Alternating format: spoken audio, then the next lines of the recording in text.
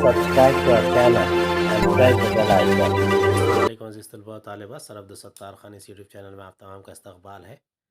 10th English part 2 है, question number 3 का। ये है पोएट्री सेक्शन 2022 के लिए गेस्ट क्वेश्चन पेपर है और इसके आंसर्स है 5 नंबरात के लिए। क्वेश्चन नंबर 3 है। सबसे पहले हम रिड्यूस सिलेबस देखेंगे और उसके बाद में हम आगे की एक्टिविटी करेंगे।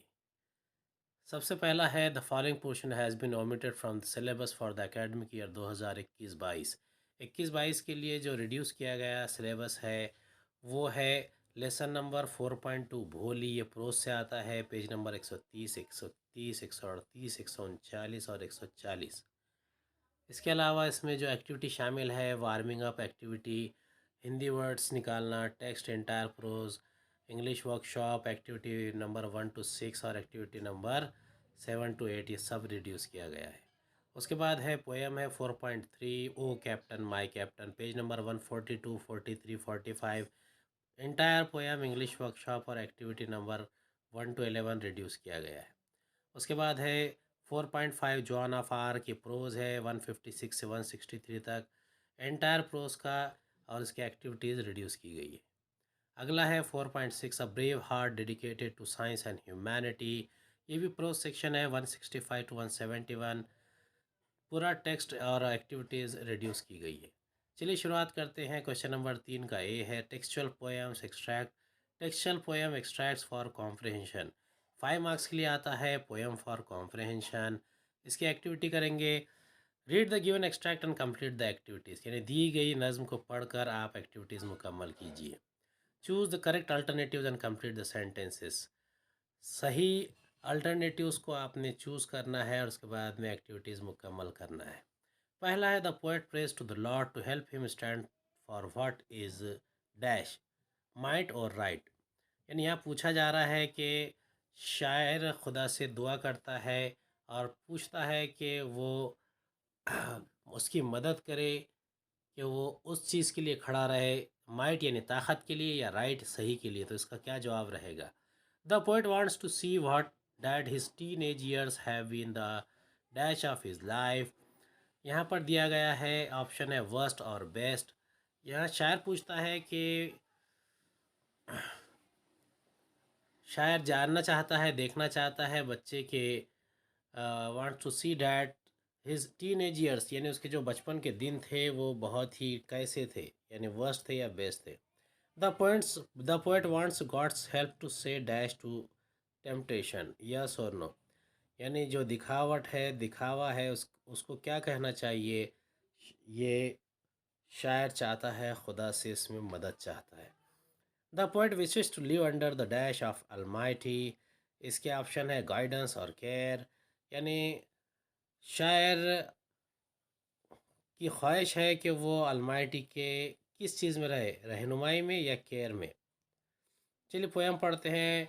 Please open up my eyes dear Lord that I might clearly see, help me stand for what is right, bring out the best in me, help Lord to just say no when temptation comes my way, that I might keep my body clean and fit for the life each day. When my teenage years are over, I know that I will see that life is lived its very best with you walking next to me. A2 activity. What effects does the speaker wish to see in himself at the end of his teens? यानी कौन से असरात speaker देखना चाहता है अपने बचपन के अख्तिताम पर। A3 है identify the following figures of speech. इसमें से फिगर्स ऑफ स्पीच पहचान कर लिखना है। Please open up my eyes dear Lord and fit for life each day.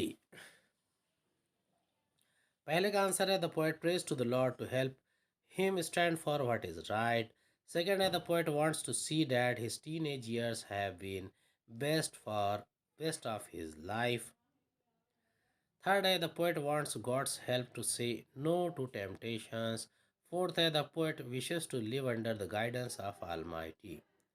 A2 है the poet wishes the company of God because by the time his teenage years are over, he will know that the life he lived under the guidance and help of the Almighty was the best. A3 की figures of speech है, पहले का है apostrophe और दूसरे का है alliteration. Next वाला है put right mark in front of true statement or wrong mark in front of false statement. The speaker stops to watch rain falling among the trees. यानी यहाँ पर सही जुमले के सामने सही का निशान लगाना है और गलत जुमले के सामने चली पर यानी गलत का निशान लगाना है. The speaker stops to watch rain falling among the trees.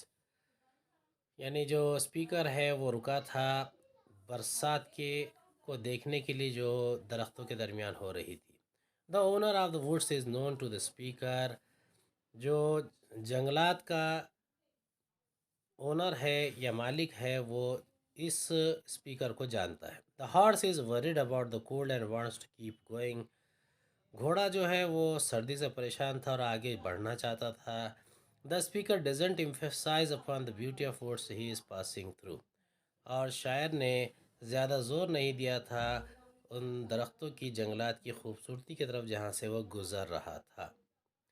Whose woods these are, I think I know. His house is in the village, though he will not see me stopping here to watch his woods fill up with snow.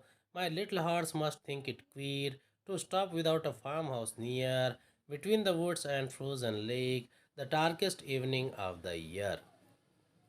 He gives his harness bells a shake to ask if there is some mistake. The only other sounds the sweep of easy wind and downy flake. The woods are lovely, dark and deep, but I have promises to keep, and miles to go before I sleep, and miles to go before I sleep. इसे Robert Frost ने लिखा है.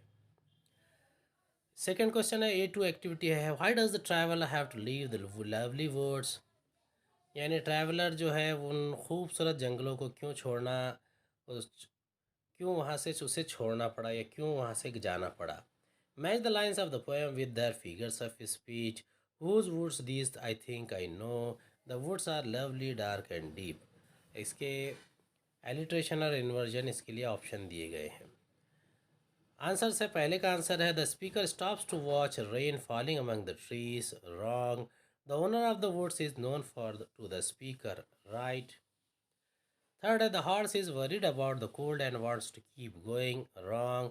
The speaker doesn't emphasize upon the beauty of words he is passing through. Wrong. A2 activity है the traveler was really captivated by the lovely words. He is supposed to discharge his duties on time. He promises himself to keep his word, so he has to leave the lovely words to keep his word. A3 है whose words these are I think I know. इसका answer है inversion. Next है the woods are lovely, dark and deep. इसका answer है alliteration. Next poem है the world is mine. Today on a bus I saw a lovely girl with silken hair. I invite her, she seemed so gay, and I wished I was so fair. When suddenly she rose to leave, I saw her hobble down the aisle. Oh God, forgive me when I whine. I have two legs, the world is mine. And then I stopped to buy some sweets. The lad who sold them had such charm. I talked with him, he seemed so calm, and if I were late, it would do no harm. And as I left, he said to me, I thank you, you have been so kind. It's nice to talk with folks like you. You see, I am blind. Oh God, forgive me when I whine. I have two eyes, the world is mine. A1 activity है state whether you agree और disagree with the following statements. यानी दिए गए जो statements हैं इससे आप इत्तेफाक रखते हैं या नहीं, इसके आगे लिखना है. The poet saw a lovely girl in a train. A beautiful girl had one leg and used a crutch. 3. The lad who was selling sweets was very sad. 4. The poet was very kind with the lad who was selling sweet. A2 activity है match the information in the column A with the column B. 1 है a beautiful. 2 the lad who was selling candies. 3 the poet saw a lovely girl. 4 the lad who was selling sweets. A है इसका option है was blind. B on a bus. C was calm and had a charm on his face. D had one leg and use a crutch. A3 है read the lines and identify the figures of speech. First है today upon a bus I saw a very beautiful girl to O God forgive me when I whine. इसके answers है A1 का answer है disagree, 2 agree, 3 disagree, 4 agree. A2 का answer है beautiful girl had one leg and use a crutch. 2 का answer है the lad who was selling candies was blind. 3 the poet saw a lovely girl on a bus. 4th का answer है the lad who was selling sweets was calm and had a charm on his face. A3 का answer है पहले का है inversion, 2 का है apostrophe, उसमें ओनोमोटोपोइया भी आता है। ये नेक्स्ट वाला स्टैंजा है later walking down the street I saw a child with eyes of blue he stood and watched the others play it seems he knew not what to do I stopped a moment then I said why don't you join the others dear he looked ahead without a word and then I knew he could not hear Oh God, forgive me when I whine. I have 2 ears, the world is mine. With legs to take me where I will go, with eyes to see the sunset's glow, with ears to hear what I would know. Oh God, forgive me when I whine. I am blessed indeed, the world is mine. Joy Lovelet Crawford. A1 activity है complete the following sentences. The poetess told the boy to join the others to play but dash. 2. The boy was dash. 3. The poetess requests dash to forgive him. 4th, while walking down the street, the poet saw a boy with dash. A2 activity है what does the poetess mean when she says the world is mine? Explain the importance of the title with reference to the poem. A3 है write down any two rhyming pairs from the extract. इसके answers है A1 का answer है the poets told the boy to join the others to play but he couldn't hear, यानी शायरा बच्चे को कहना चाहती है कि वो दूसरों के साथ खेल में शामिल हो जाए लेकिन वो सुन नहीं सका। The boy was watching the others play, लड़का देख रहा था कि दूसरे खेल रहे हैं।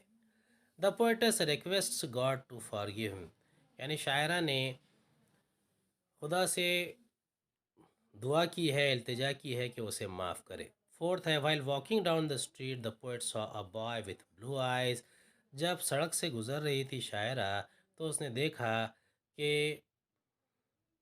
एक लड़का है जिसकी ब्लू आइज़ है। The poetess means to say that we must count our blessings and be grateful for the God things in our life rather than complaining about the thing which we think we lack. By the end of every stanza, the poetess says that she is grateful to God for giving her everything in the world she wants in life. So, the title of the poem is appropriate.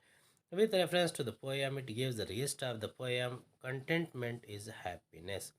यानी इस नज़्म में, इस poem में शायरा कहती है कि जो कुछ भी हमें मिली है खुदा की तरफ से, हमें उसका शुक्र अदा करना चाहिए। अच्छी अच्छी चीज़ें मिली है, कंप्लेंट नहीं करना चाहिए क्योंकि बहुत सारे लोगों को वो भी चीज़ें मैसर नहीं होती।